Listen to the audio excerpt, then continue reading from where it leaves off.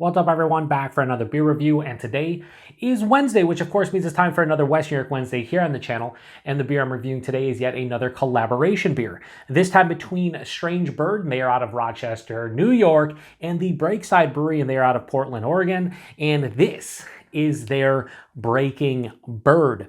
So this is a sour barrel-aged Belgian golden ale that is brewed with peaches and white tea. It comes in at 8.4% alcohol by volume, 7 IBUs at the time of review, and this bottle is just under 6 weeks old. So got another collaboration beer brewed by Strangebird. 3 weeks ago on the channel, I reviewed a collaboration between them and Big Ditch, their Strange Burner, a very delicious. And at the time I purchased that beer, I also purchased this one.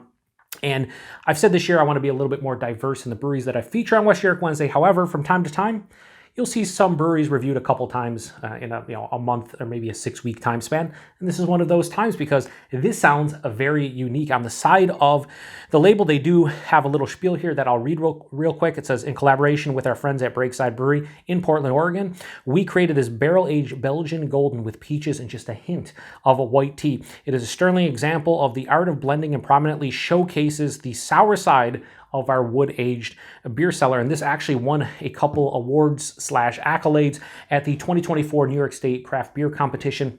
This, I believe, won the silver medal in the wild and sour ale category, and it also won the best beer collaboration, period. So congrats to Strangebird. Why did I get this out? I don't know why I got that out. It's a cork and cage, you idiot. It's the Beer PaTroll, though. Just not thinking. So we'll see. Hopefully this doesn't go everywhere. We got the cage off, and oh yeah, it's gonna come out real nice. Hope it doesn't explode.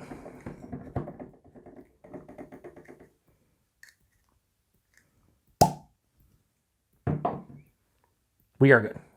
We are definitely A-okay. Anyway, let's get it into the Bellwoods glass. I love this glass, just don't drink enough Bellwoods, although we're starting to get better distribution, so I'm gonna have to do it. I also love the name of this, Breaking Bird. I think it's a play on Breaking Bad, which is a fantastic show. Carbonation looks very non-existent, I would say. A little bit of a cheat there. Wow, that is sour. Okay, bring it over here.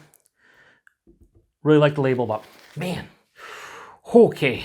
Anyway, that looks beautiful. That looks like kind of like a hazy IPA or something. It has this very, on camera it'd be more dull, but in person, burnt orange. Burnt orange, murky and turbid, a little bit lighter at the bottom.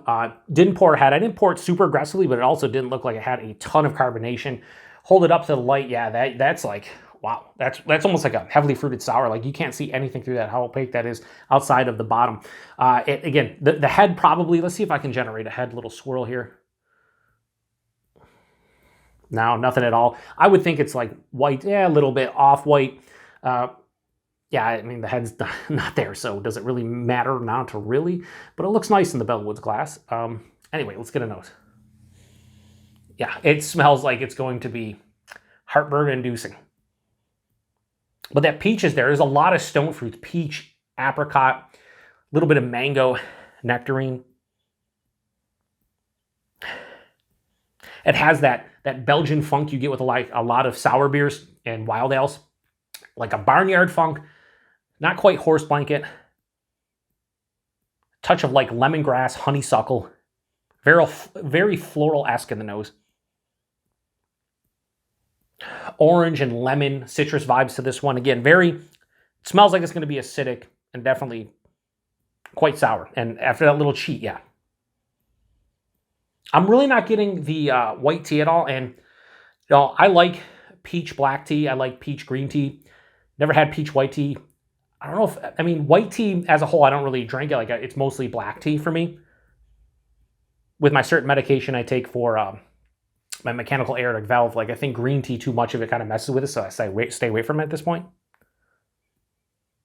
Ooh, there's a little bit of like this vinegary, yeah, like this vinegary kind of feeling vibe in the nose. It's a touch of like a vanillins thing, like a little bit of wood, a touch of wood and vanilla, but very faint. It smells extremely complex.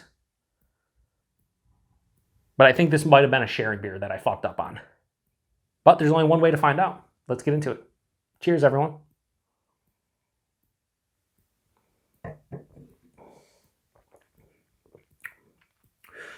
That's a nice beer. Oh. That finish is lovely.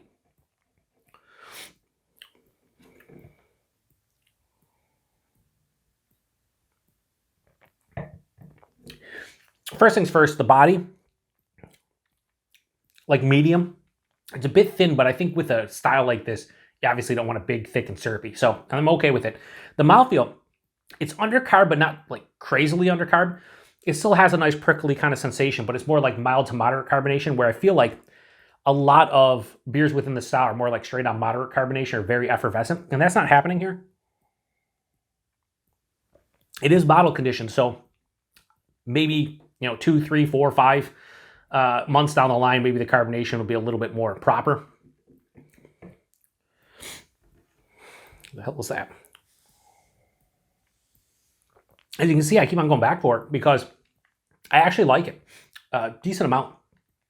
There is a big complexity to this one, so I gotta figure out how I'm gonna tackle this from a like a flavor profile and breaking it down, because it's kind of, I don't drink a ton of like these sour, barrel-aged Belgian beers as much, and I should, because I do enjoy them. I enjoy this one, but a little bit different with the flavor profile. So up front, I get a little bit of like a graininess from the base beer. Yeah, malt character kind of dissipates really quickly. Then it's just like waves of different characteristics, a lot of them fruit characteristics, like lemon, big lemon character. It's pithy. It's more like lemon zest at the forefront. Lemon and lime zest, like a lemon lime zest right at the forefront. Then there's orange, again, more acidic, not sweet orange. Not really grapefruit. Those 3 citrus fruits for the most part, maybe a touch of tangerine. After that, about halfway through the palate, the peach hits, and it's definitely underripe, more like a sour, acidic kind of peach. It's not really that sweet. A little bit of sweetness associated with the middle of the palate, but again, it doesn't make the peach character sweet, just almost like a vanilla sweetness. There's that lemon grass kind of feeling as well.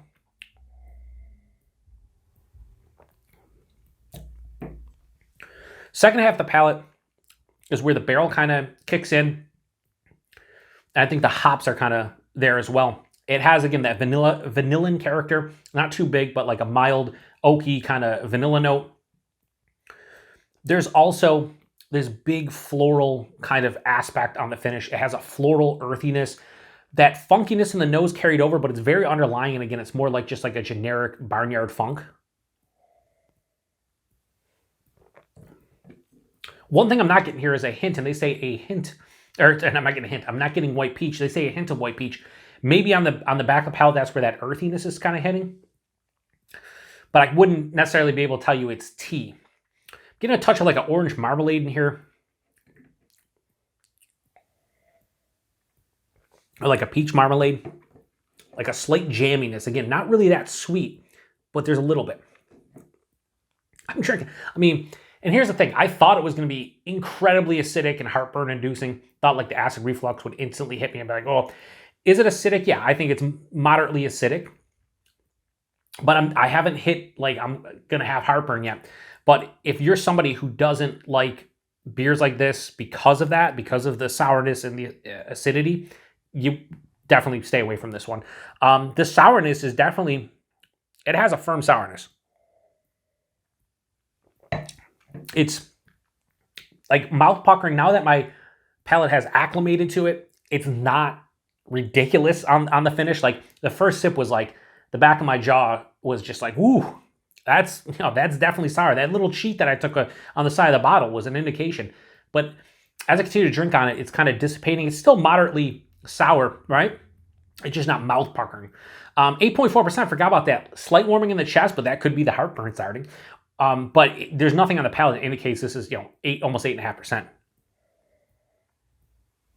There's also no real bitterness here. 7 IBUs, I didn't expect it. But there is a substantial dryness, I'd say almost full-on dry.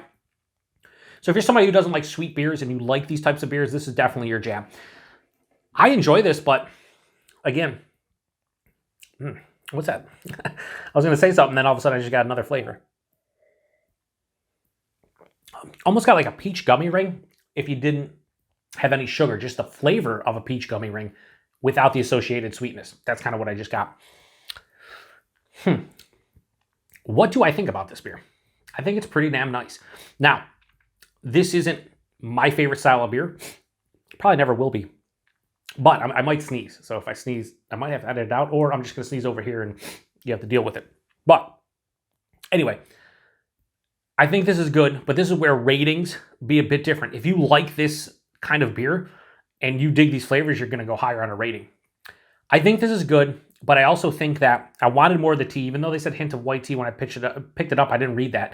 I wanted a little bit more tea character. I want the peaches to be a little bit more prominent, and I think I do want a little bit more sweetness. This is a little bit too dry for me, and that combined with the sour aspect and the acidity and everything, it becomes a little bit too much on the finish for me to like absolutely love it, but I do think it's a really nice beer. There's also a minerality here from, I imagine, the water, or maybe, maybe the tea, maybe the yeast, something in it in association with the water that's somewhat refreshing on the palate on the finish. I know that sounds stupid, but somewhat refreshing. And nice. It's real nice. I dig it. I'm gonna pour the rest into my glass here because I'm gonna drink. Let me see if there, if there's any. Oh, there's a lot of gross shit at the. Ooh, maybe I shouldn't have done that. But you know what? You only live once. YOLO. Wow. Let's see what that's. Oh my god, that, my friends, is a completely different looking beer. Holy fuck! Suspended in animations. There's chunks of shit. Okay. Doesn't smell any different. Let me get a sip.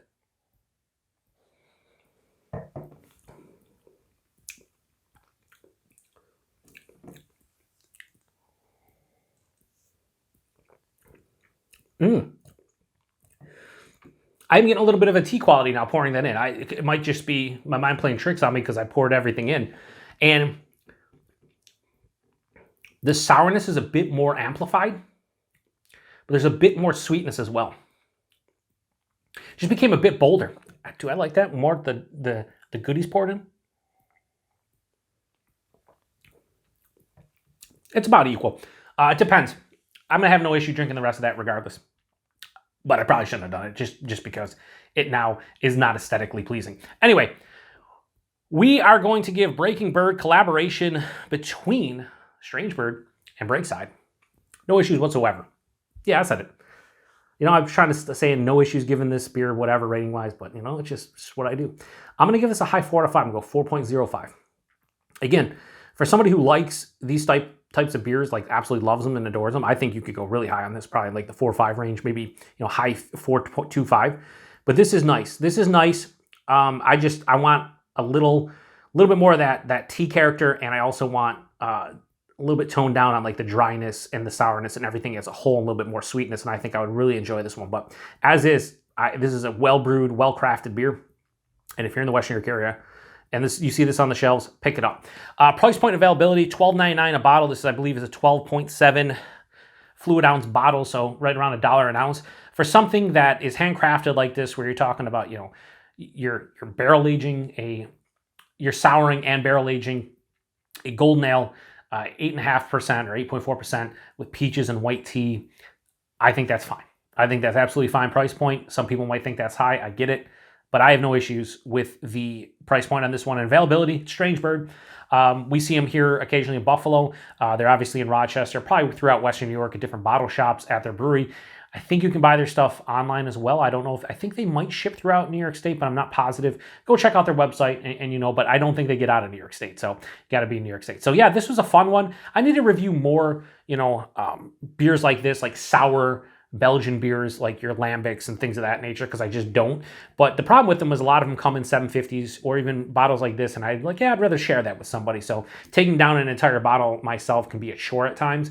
And I'll be honest with you, this is probably going to last me another hour. I'm probably going to sip on this one and just, try to figure out if anything's going on with it, with all the chunks being poured in and whatnot. But this is a fun beer, and I'm glad I tried it out. So if you've had this one before, post in the comment section. Like I said, 8.4%, a little bit warming in chest, nothing on the palate. I think it's really good.